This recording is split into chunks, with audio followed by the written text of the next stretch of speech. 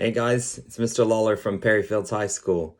So today I'm going to show you how to do a required practical measuring force against extension for an elastic object.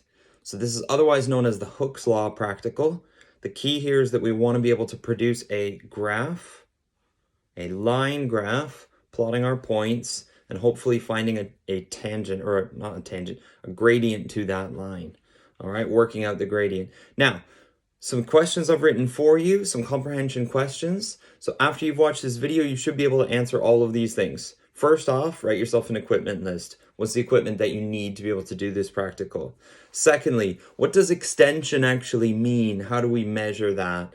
Number 3, how many newtons of force are in every 100 grams of mass? Number 4, now Miss Batty gave me this tip. It's a different way to measure the extension as a separate step. So rather than measuring the extension directly straight on the measuring, why do I keep saying that? Right on the meter ruler, rather than measuring that directly, how do we do it and why do we do it as a separate step? Okay, that's Miss Batty's tip.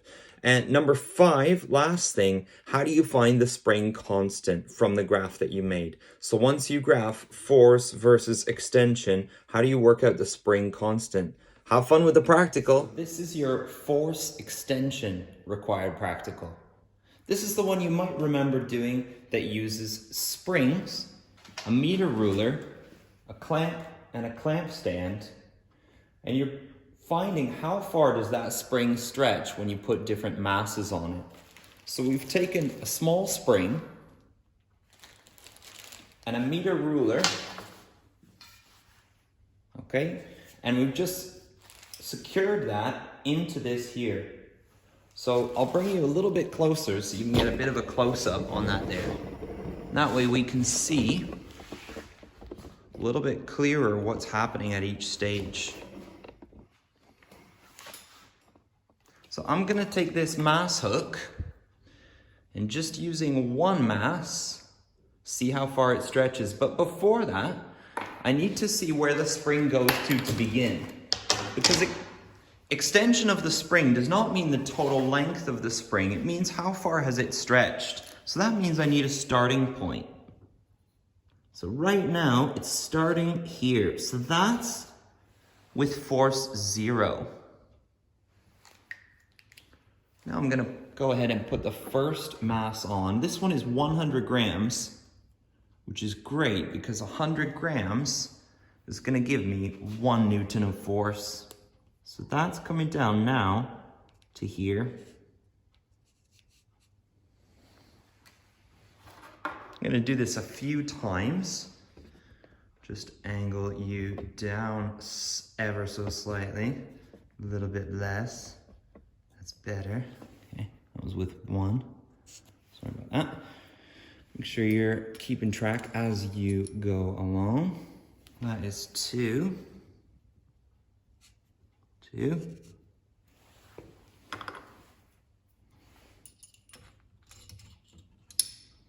Obviously, the more force you put on, the farther the spring is stretching.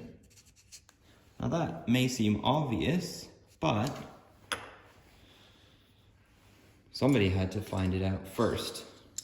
And that guy was called Hooke. That's why we call this Hooke's Law. He invented this law. So that's 4.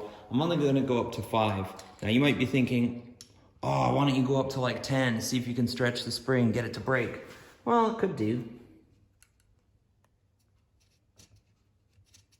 And there would be a point in doing that. That would be testing for the elastic limit of the spring. Okay, I'm not going to do that right now. That's going to permanently deform the spring. Deform the spring is a real word. Okay, if I go that far. So I'll take the masses off now. I'll switch it over and I'll bring us onto the table. Okay, so I've just taken this down out of the stand so it's a bit easier to work with. Now, you can measure it directly on the measuring stick, the meter ruler, I should say. I've done that mostly in the past, but I just found it's a little bit of a faff.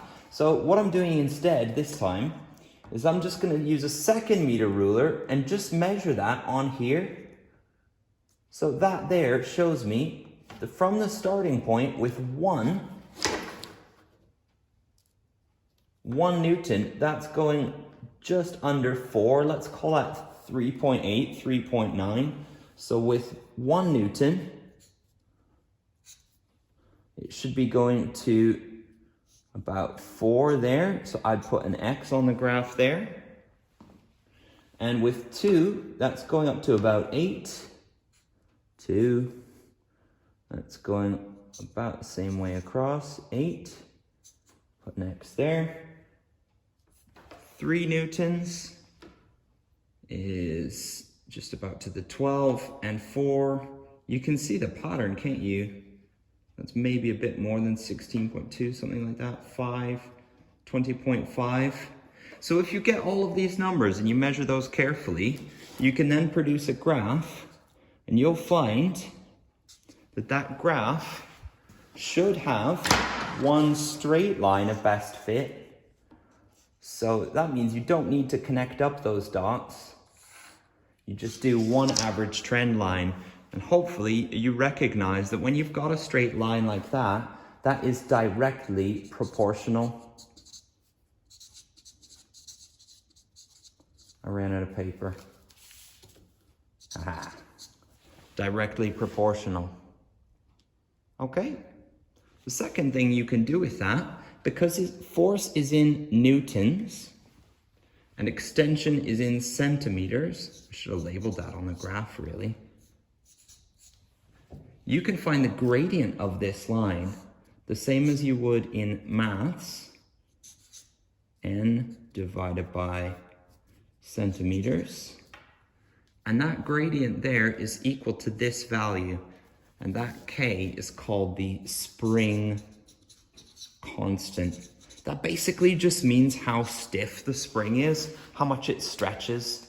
So the shocks in my car, for example, the springs that are on the tires, those are much stronger than these springs here, which I can easily move with my fingers. Okay? A slinky might be a little bit stiffer than this one. All right, hope that's really helpful for you guys. Check out the questions.